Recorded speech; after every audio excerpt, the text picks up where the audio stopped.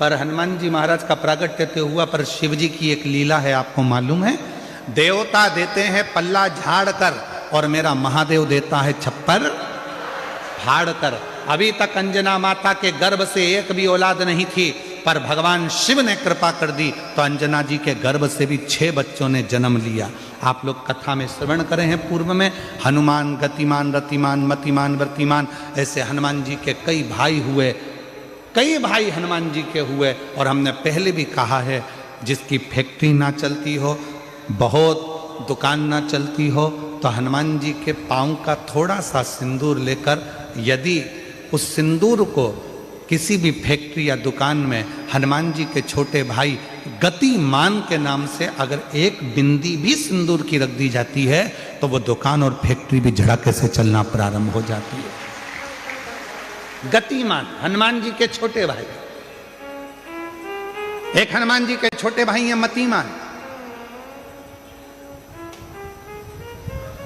जब व्यक्ति डिप्रेशन में जाता है, एकाग्र चित्त नहीं रह पाता है,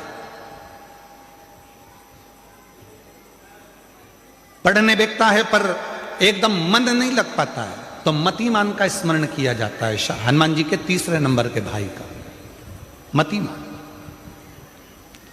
और कहते हैं एक दुर्वा यदि मतिमान के नाम से शंकर भगवान की शिवलिंग पर चढ़ा दी जाए और उसी दुर्वा को वापिस लेकर आया जाए, अंधेरा होने से पहले, सूर्य अस्त होने के पहले, शाम के प्रदोष के पहले, यदि उस दुर्वा को उस व्यक्ति को चबा चबा कर खिला दो तो डिप्रेस हो रहा है, डिप्रेशन में है, चिंता में है, टेंशन में है और उसका विवेक काम नहीं कर रहा, बुद्धि स्थिर नहीं हो पा रही है या पढ़ने में मन नहीं लग पा रहा है, तो उसको आप एक दुर्वा मतिमान, हनुमान जी के तीसरे नंबर के भाई मतिमान के नाम से अगर खिला देते हैं तो उसकी बुद्धि केंद्रित होना प्रारंभ हो जाती है और वो डिप्रेस से हटना प्रारंभ हो जाता है, मन स्थिर होने लगता है। मतिमान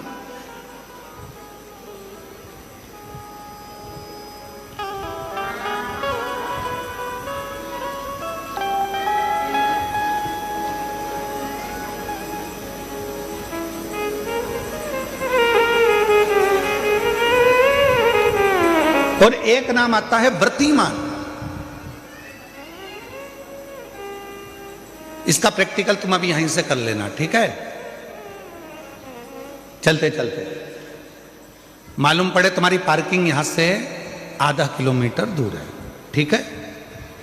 अरे बोलो तो जम के, आधा किलोमीटर दूर तुम्हारी पार्किंग है और तुम्हारी उम्र लगभग बहुत हो गई, मालूम पड़े तुम थोड़े वृद्ध हो गए हो और तुम्हारा घुटना दुख रहा है, तुम्हारी कमर दुख रही है, चलते चलते बड़ी मुश्किल से तुम कथा स्थल तक पहुंचे हो। अब मन में आ रहा है कि मुझे वापस पार्किंग तक जाना है, कैसे जाऊंगी, पाँव तो दुख रहा है। तो एक काम आज चलते चलते करना कि कहीं सीवर वाला महाराज झूठ तो नहीं बोल रहा है, तो प्रैक्टिकल करके जाना।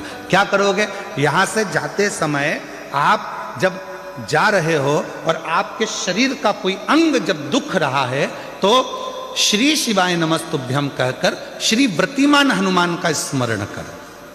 किसका स्मरण करना है? जम के बोलो, व्रतिमान हनुमान।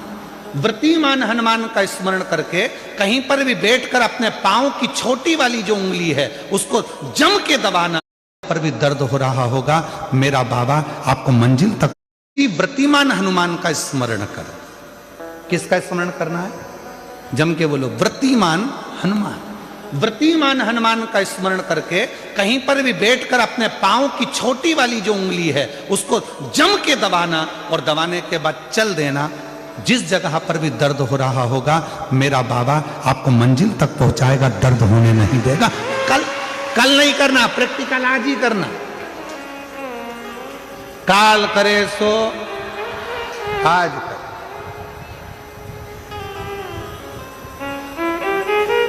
व्रतिमान आज करेंगे गुरुजी, 3 महीने में फर्क दिखेगा। तुम तो आज की आज का बताओ ना कि आज की आज में फल कैसे मिले। तुम तो बिल्कुल तैयारी में बैठो।